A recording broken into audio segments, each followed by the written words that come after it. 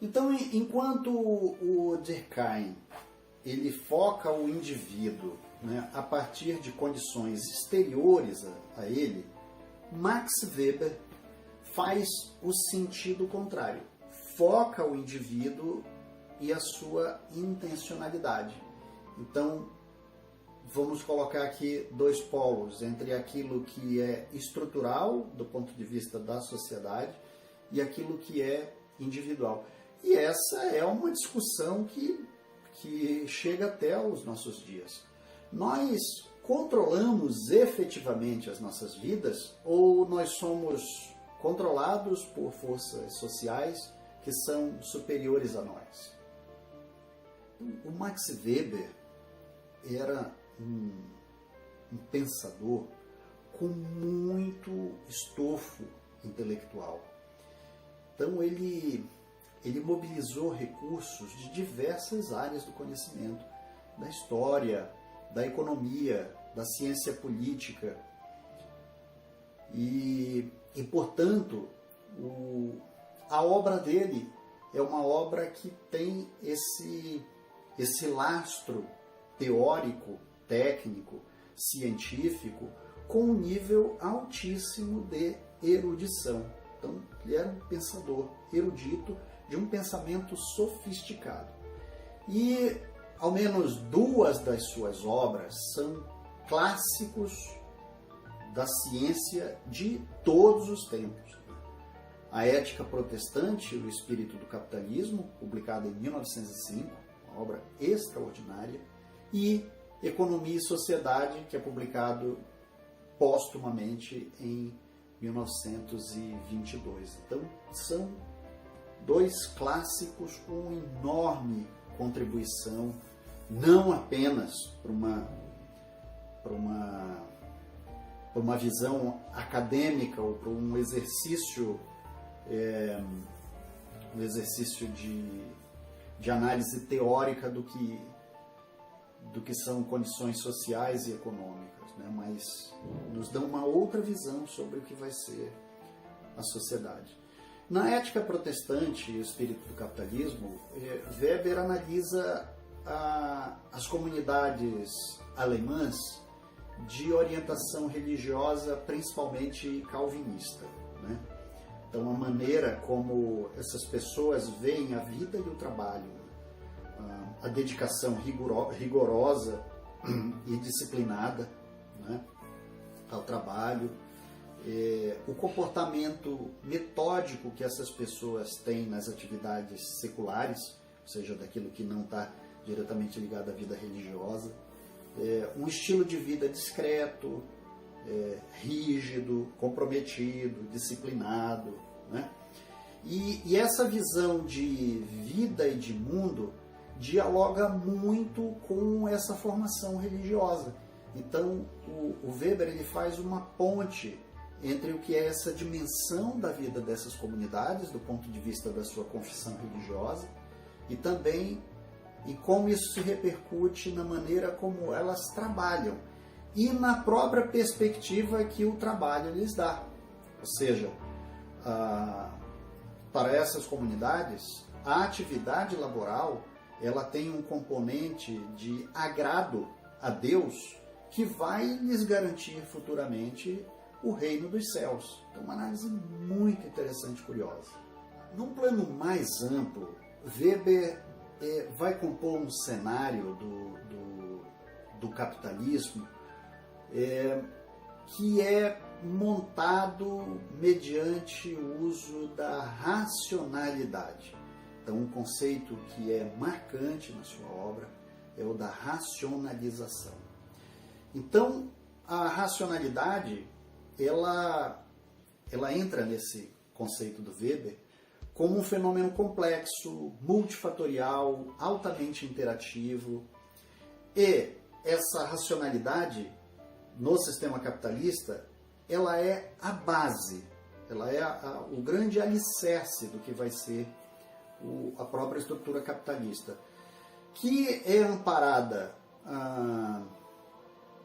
pela tecnologia baseada na ciência, pelo Estado nas condições de estruturação de uma burocracia, não é? pela contabilidade sustentada pela matemática e pelo direito sustentado pela filosofia política.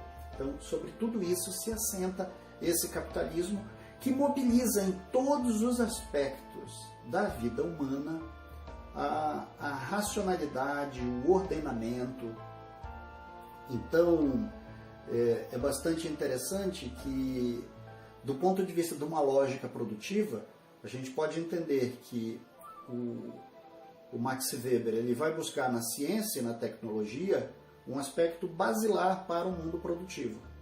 Algo que é muito lógico, inclusive, para a gente hoje. Ou seja, a eficiência produtiva, o crescimento e desenvolvimento econômico, as análises de tudo isso, tudo está assentado, toda essa percepção está baseada sobre dados oferecidos pela ciência e pela tecnologia. A burocracia do Estado, a gente deve fazer um parêntese no sentido de que não é uma burocracia na maneira como nós entendemos hoje, que significa um conjunto de processos que emperram a própria funcionalidade daquilo que a gente está trabalhando, né? Então, burocracia tem esse conceito, né? Tudo aquilo que é burocrático é aquilo que é emperrado, que é chato, que não anda, que não resolve, que não funciona. A burocracia para o Weber não é exatamente isso.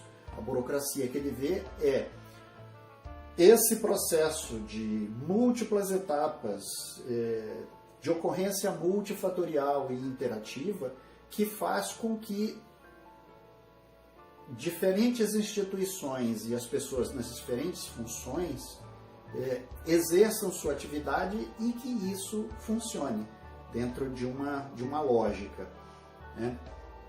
E inclusive, esse aspecto de logicidade que caracteriza o conceito de racionalização no Weber, né? Ou seja, se espera que toda a sociedade tenha uma visão lógica, racional e eficiente em relação àquilo que ela própria produz, né? E nós vemos isso o tempo inteiro, né?